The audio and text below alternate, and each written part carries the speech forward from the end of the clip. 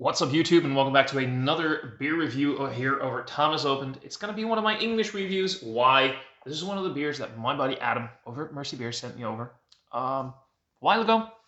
This is definitely one of those beers that could keep for a little bit, so I took my time finding a moment to review it. In the description box below, I'm going to drop a link to MerseyBeers, as Adam's his YouTube channel. Now, he doesn't actually post reviews the way that I do and the other guys do, but he does organize and join a lot of the live streams with the British guys. So yeah, I consider him a YouTuber, beer tuber, definitely part of the whole community. And he sent me some amazing beers, and this is one of the last two that I still have. The other one is one of the triple dry hopped Imperial Black Cascadian Dark Ales. I think they were called, whatever, by Cloudwater. Now this is the one that I'm really looking forward to. Now, this is going to be my first Vault City beer, and I've heard some amazing things about this beer. It is their Imperial Stout barrel-aged honeycomb turnover, coming in at 10% ABV. This is modern sour beer product of Scotland. They do a lot of stouts. I don't think this one is sour, but you can get some sour stouts. I don't think this one is sour. Ingredients are water, malted barley, wheats, oats, honeycomb, so not just honey, no, the actual honeycomb, hops and yeast. Barrel-aged honeycomb turnover, the barrel-aged version of a double mash Imperial Stout, which has been maturing in Speyside whiskey barrels for the majority of 2020. This version uses honeycomb to unlock hidden sweetness, enhancing the decadent whiskey barrel character enveloped in a sweet pastry crust character, which elevates dark chocolate notes in every sip. So we're talking about 37.5% ABV, 37.5 centiliters of 10% ABV. This is not 37.5% ABV. I don't think I would have minded that, by the way, but there we go. I've been hearing amazing things about Vault City. I have been hearing amazing things about this beer in particular, and I know that Adam had been keeping a bottle there. Oh, that is thick. That is so thick. Oh my God. That pours near pitch black. Oh my God, the look on that head alone. The look on that head, the look of that head alone. Look at that beer. That is gloriously pitch black in the glass with a beautiful, like very sort of like chocolate milk colored, dark chocolate milk colored, what's the word? I can't think of the word. Can't think of the word. There we go. Stupid me. Anyway, it looks beautiful. It's got some rough bubbles on the top, but it's like very thin, creamy. When you get a little bit lower, a little bit of dirty glassware there. It looks beautiful. Oh man, this looks beautiful. That pour, oh, that lacing. Sorry, look at that lacing. So that pour really showed off that it's going to have like a nice, at least that's the way it looked during the pouring, like a nice creamy mouthfeel. Nothing too overtly thick, nothing too aggressively chewable thick, but like soft and luscious and creamy. Can't wait to get stuck in. But first, let's check out the nose. Jeez.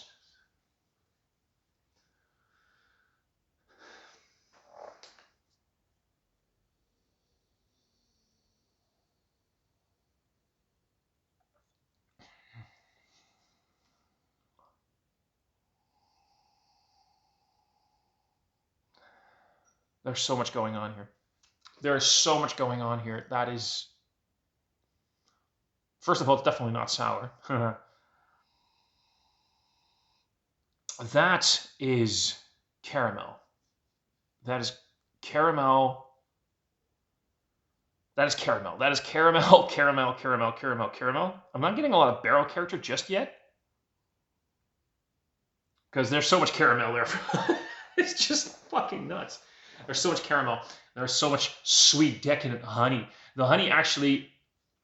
So I have this thing where honey and caramel, they can, in terms of what it comes across as in the nose, can sort of blend into each other in a good way when it's used in a stout like this.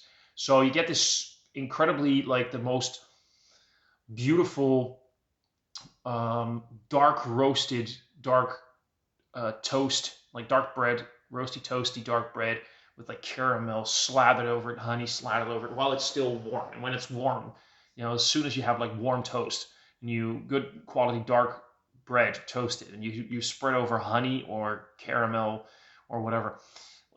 You get this intense sweetness. Because it's warm, it also brings out the smell of the bread. You get that intense dark roast barley character from the malts. That incredibly there's a everything. There's so many things that I want to say right now. I'm trying to pace myself and not go too fast, and just, there's a sort of a spice element there. It's got a bit of a floral note from the honeycomb. Honey can often have like a soft floral note for me. There's a sort of like a floral thing going on. Not like you're actually smelling flowers, but it's got like the soft honey floral thing. There's spice there. There is a sort of spice. Nothing like a specific one, but there's a spice thing going. It has a soft licorice tone. By the way, definitely lots of chocolate. There is a definite big dark chocolate component here. This is desserty as fuck. This is a dessert. This is pastry stout done right. This is not one of those, let's just add shit tons of lactose to it and make it like the lactose sugars and make it a milk stout, creamy pastry, whatever the fuck, and add 10,000 adjuncts to it. The only thing here that sort of stands out that isn't 4-core is, of course, the barrel and the honeycomb, because it's got, because wheat oats, it's all grain. This is by far the best 4-core plus 1 adjunct honeycomb, barrel aged pastry stout. This is a pastry stout that I've had in quite a while. So there is, of course, the barrel character here. There's not a lot, like in the nose, there's not a lot of barrel character per se that you're like, I smell a specific barrel, like when you get it with bourbon or when you get it with like, because Speyside is so generic when it comes to their huge amount of single malts being distilled in Speyside. It has that sort of sweet, like a lot of those Speyside malts, they tend to be like somewhat softer, sort of like, maybe that's where the floral tones are coming from, like a sort of soft, mellow, sweet character to it. Nothing like some of those Highland, which can be a little bit more sweeter, a little bit more aggressive, but it's a bit more, soft and smooth and subtle. It adds that character to it. It would almost be like you got hot chocolate, with some caramel sauce added to it, and then you add a splash of like a nice, smooth Speyside whiskey to it. That's what I'm getting right here. It's not really oaky. It's not very dry, like oaky or whatever in the nose. That's definitely what it's doing. I'm gonna have to go. I need to go dive in. Adam, you beautiful bastard. There is no way that I can top sending you something that's gonna be as good as this. Cheers, buddy. Thank you so very much.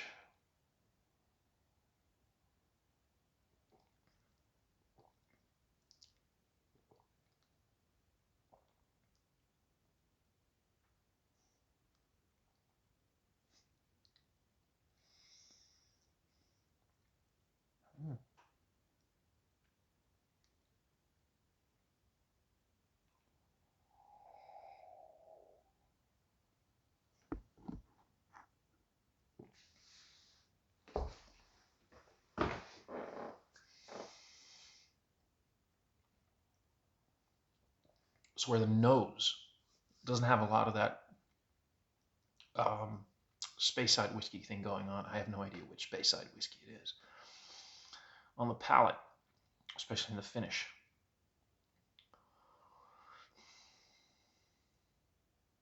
it's not. So for a lot of people that don't drink whiskey, like distilled spirits, they'll find it maybe a little bit boozy and hot. I just happen to have I like the Steve Carell impression. Last night, I had a Bourbon County Brand Stout, BCBS 2018. That was hot. Heat, as in alcohol heat. Here's an impression of hot and boozy, but not because of alcohol heat. It is that warming, comforting sensation that you get when you have like a nice single malt and you take a sip and it just sort of warms you up from the inside. That. There is a sort of like an oaky astringent thing in the finish. Like, not tart, not sour, not anything like that. A soft, oaky, dry astringency.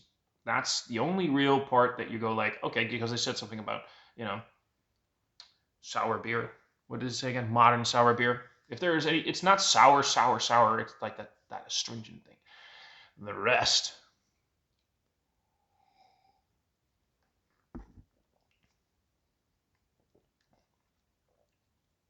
It's actually quite a decent, sort of like a bittering component here. Nothing too, like, overtly. I'm drinking like a West Coast or incredibly burnt malt, a West Coast IPA bitterness, or like hoppy bitterness, or like a roasty, toasty deep malt. But there is a bitter component there.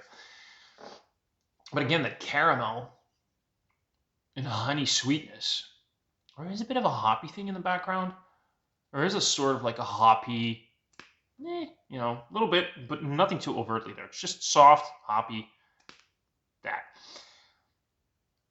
But it's that desserty, creamy, smooth, chocolate, caramel, honey sweetness with the softest hints of like that umami thing going on, like that licorice, umami, soy sauce.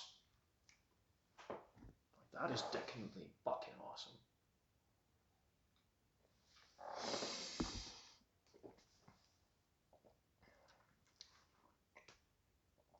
That's beautiful. That's tasty as fuck. I am not disappointed at all. It's warming, it's soft, it's cloy. Well, cloy, it is a bit cloy. It is sweet. It is definitely sweet, but nothing too aggressive. Nothing too, you know, there's that, like I said, there's that sort of soft, oaky, astringent thing going on. We get like some red wines have this sort of oaky, tannic astringency. It's comparable to that, but it's not that.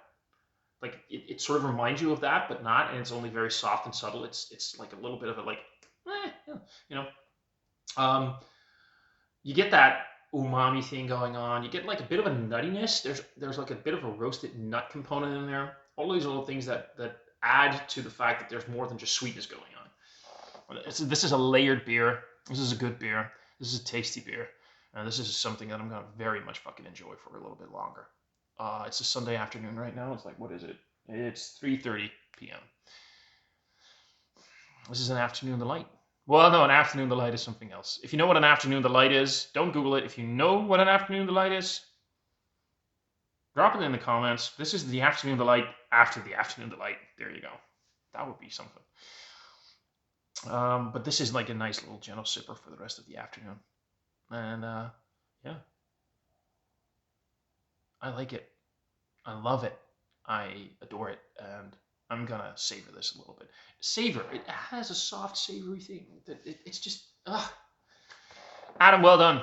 Well done for sending me this. This is beautiful. One more beer to go.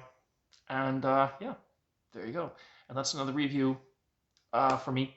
Thank you very much for watching. If you liked it, click like. If you really liked it, hit that subscribe button. You're supposed to say smash, I think. That's what the YouTubers do. I'm just an idiot on YouTube. I'm not a YouTuber. So hit that subscribe button. That would be awesome. Drop some comments in the description box below. Link to Adam's channel. And links to my social media. Link to the Dutch Beer Collective. Link to MerseyBeers.nl.